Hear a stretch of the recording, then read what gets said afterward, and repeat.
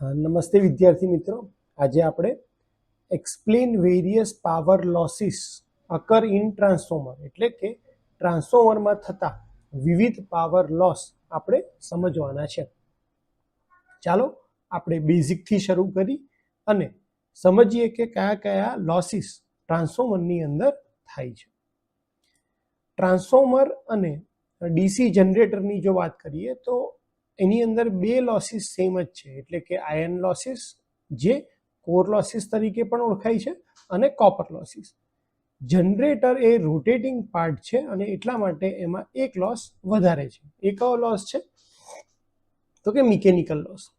તો ખાલી બંનેના કન્સેપ્ટ અલગ અલગ છે કે જનરેટરની અંદર આયર્ન લોસ કોપર લોસ ક્યાં થાય છે આપણે ઓલરેડી જોઈ ગયા છે. આપણે હવે આજે એ લોસીસને સમજવાના છે ટ્રાન્સફોર્મર પોઈન્ટ ઓફ વ્યૂ. પહેલી વસ્તુ કે ટ્રાન્સફોર્મરમાં કોઈ મિકેનિકલ લોસીસ નથી આવતા, એટલે કે જે બે લોસ આપણે સમજવાના છે એ છે આયર્ન અથવા તો કોર લોસીસ અને બીજા છે કોપર લોસીસ. આયર્ન લોસના જ બે પ્રકાર છે, એડી કરંટ લોસ અને હિસ્ટેરિસિસ લોસ, જે આપણે ડિટેલમાં જોવાના છે. એની પહેલા ટ્રાન્સફોર્મરનું થોડુંક બેઝિક સમજી લઈએ કે ટ્રાન્સફોર્મરની અંદર ઇનપુટ અને આઉટપુટ ફ્રીક્વન્સી બંને કેવી હોય છે, સેમ, અને ઇનપુટ પાવર અને આઉટપુટ પાવર સેમ હોય છે. ટ્રાન્સફોર્મર ફ્રીક્વન્સી અને પાવર ચેન્જ કરતો નથી. ટ્રાન્સફોર્મર શું ચેન્જ કરે છે, ખાલી વોલ્ટેજ અને કરંટ. પાવરની વાત કરીએ તો જ્યાં સુધી આપણે આઈડિયલ ટ્રાન્સફોર્મર માનીને ચાલીએ છીએ ત્યાં સુધી આપણે એવું કહીએ છીએ કે input power equal to output power.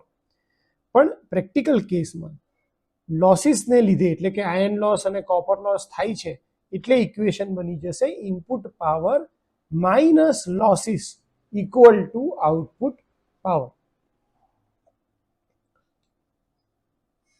ટ્રાન્સફોર્મરની અંદર આપણે જ્યારે ઇનપુટમાં સપ્લાય આપીએ છીએ, એસી સપ્લાય આપીએ છીએ, એસી સપ્લાય આપવાથી અહીંયા મેગ્નેટિક ફિલ્ડ પ્રોડ્યુસ થશે જે ચેન્જ થતું રહેતું હશે, અને આ ચેન્જિંગ મેગ્નેટિક ફિલ્ડને લીધે અહીંયા ફ્લક્સ ડેવલપ થશે. આ ફ્લક્સ આ સેકન્ડરી વાઇન્ડિંગને કટ કરશે અને ત્યાં પણ ઈએમએફ ઇન્ડ્યુસ કરશે. એ પ્રિન્સિપલ ઉપર ટ્રાન્સફોર્મર કામ કરે છે. એટલે આમાં આયર્ન પોર્શન ક્યાં આવશે તો કે જે તમારો કોર છે, જે આ તમને કોર દેખાય છે એ આયર્ન મટીરિયલનું બનેલું છે અને એની અંદર કન્ટિન્યુઅસ મેગ્નેટિક ફિલ્ડમાં ચેન્જ થયા કરે છે, જેના કારણ કે તમે એસી સપ્લાય આપ્યો છે.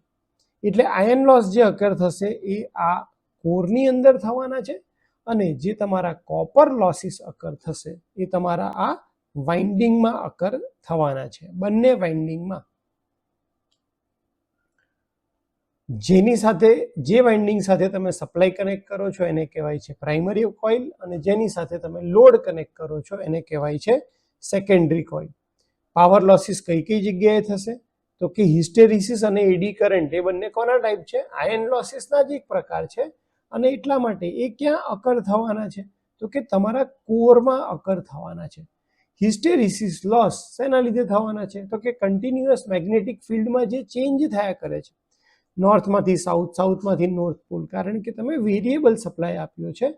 તો આને લીધે જે લોસ થવાના છે એ આવશે હિસ્ટેરિસિસમાં લોસમાં. અને એડી કરંટ લોસ કેમ આવશે, કારણ કે તમારો કોર પોતે એક કન્ડક્ટિંગ મટીરિયલ છે, અને જ્યારે કોરમાં તમારું વેરિયેબલ અથવા વેરી થતું મેગ્નેટિક ફિલ્ડ જ્યારે એને કટ કરે છે ત્યારે એની અંદર ઈએમએફ પ્રોડ્યુસ થશે. કોર પોતે એક ક્લોઝ પાથ છે અને એટલા માટે એની અંદર સર્ક્યુલેટિંગ મોશનમાં, રોટેટિંગ મોશનમાં, સર્ક્યુલર મોશનમાં જે કરંટ ફ્લો થાય છે એને આપણે એડી કરંટ કહીએ છીએ.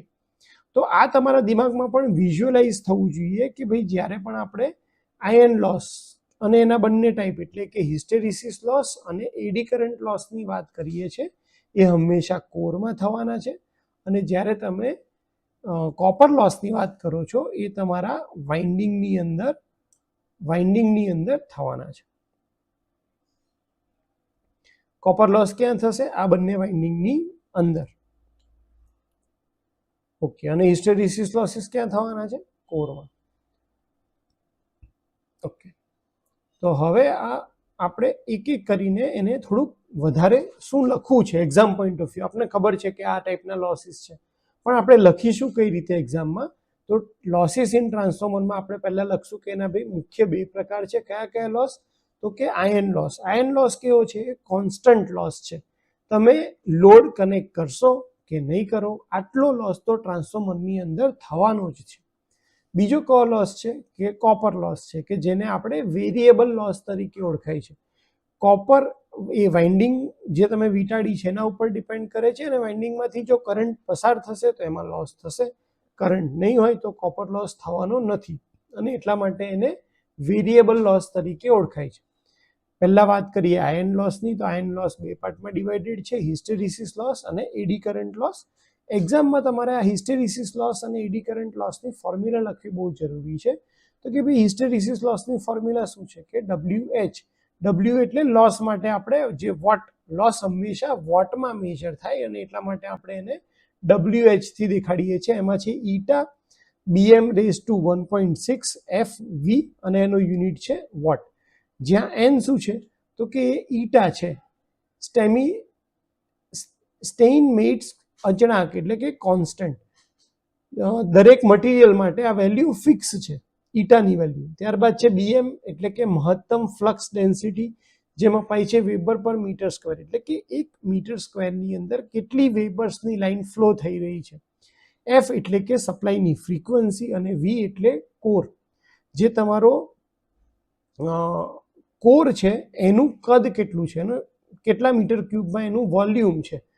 તો આપણા કોઈ પણ ટ્રાન્સફોર્મર માટે જે ઈટા છે, જેને આપણે સ્ટેઇનમેટ્સ કોન્સ્ટન્ટ કહીએ છીએ, એ અને વોલ્યુમ, એની કિંમત જે છે એ કોન્સ્ટન્ટ છે. અને એટલા માટે જે તમારી હિસ્ટેરિસિસ લોસ છે બે વસ્તુ પર જ ડિપેન્ડ કરે છે, ફ્લક્સ ડેન્સિટી અને ફ્રીક્વન્સી ઉપર. તો હિસ્ટેરિસિસ લોસ જો તમારે કોઈ પણ ટ્રાન્સફોર્મરનો ઘટાડવો હોય, હિસ્ટેરિસિસ લોસને ઘટાડવા માટે આપણે સારી ગુણવત્તાવાળા મેગ્નેટિક મટીરિયલનો ઉપયોગ કરવો જોઈએ, અને જે ફ્લક્સ ડેન્સિટી છે એની વેલ્યુ જે છે એ ઓછી આવે એ ટાઈપનું મટીરિયલ યુઝ કરવું જોઈએ. ટ્રાન્સફોર્મરની જે ફ્લક્સ ડેન્સિટી છે એને આપણે વધારે ઘટાડી શકતા નથી, કારણ કે એના લીધે તમારો જે કોર છે એનું જે ક્ષેત્રફળ છે વધારે જોઈએ છે, અને એટલા માટે BMની વેલ્યુ, કારણ કે BM ઇક્વલ ટુ 5M/A, એટલે તમે એરિયા વધારશો તો જ BMની વેલ્યુ ઘટશે, અને એટલા માટે એ વસ્તુ લિમિટેડ છે, આમાં તમે બહુ ઘટાડો કરી શકશો નહીં. ખાલી ધ્યાન શું રાખશું કે આપણે સારું મટીરિયલ યુઝ કરીશું. બીજો આવે એડી કરંટ લોસ. તો એડી કરંટ લોસની ફોર્મ્યુલા શું છે? તો કે eddy current loss W equal to P. ત્યાં P શું છે? તમારો મટીરિયલનો કોન્સ્ટન્ટ છે. BM સ્ક્વેર, F સ્ક્વેર અને T સ્ક્વેર. તો BM એટલે મહત્તમ ફ્લક્સ ડેન્સિટી, F એટલે સપ્લાયની ફ્રીક્વન્સી, અને T એટલે લેમિનેશનની જાડાઈ. એટલે આની અંદર કોઈ પણ ટ્રાન્સફોર્મર માટે તમારો આ જે Pની વેલ્યુ કોન્સ્ટન્ટ છે, અને જે થિકનેસ છે લેમિનેશનની એ તમારી કોન્સ્ટન્ટ છે. તો બે જ વસ્તુ ઉપર ડિપેન્ડ કરે છે કે ભાઈ શેની ઉપર? તો કે BMનો સ્ક્વેર અને F સ્ક્વેર, આના ઉપર ડિપેન્ડ કરે છે. એડી કરંટ લોસ ઘટાડવા માટે આપણે શું કરી શકીએ? તો કે જે લેમિનેશન છે, ટ્રાન્સફોર્મરના લેમિનેશન છે એ પતલા યુઝ કરીએ, એની જાડાઈ હોય એ ઘટાડી નાખીએ, અને BMની વેલ્યુ જે છે એ ઓછી, એટલે કે સારું મટીરિયલ વાપરીને. બીજી વેલ્યુ આવે તમારી કે કોપર લોસ. તો કોપર લોસની ફોર્મ્યુલા શું થશે? તો કે I1 square R1 plus I2 square R2. કોઈ પણ જગ્યાએ કોપર લોસની સિમ્પલ વેલ્યુ છે કરંટ ઇન્ટુ રેઝિસ્ટન્સ. તો આ રીતે તમે લોસીસ વિશે જ્યારે તમને પૂછાય ત્યારે વસ્તુ લખી શકો છો. હોપ કે તમને આની અંદર ખ્યાલ આવી ગયો હશે. લોસીસનું પૂછાય ત્યારે આપણે આટલું લખવાનું રહેશે. Thank you so much.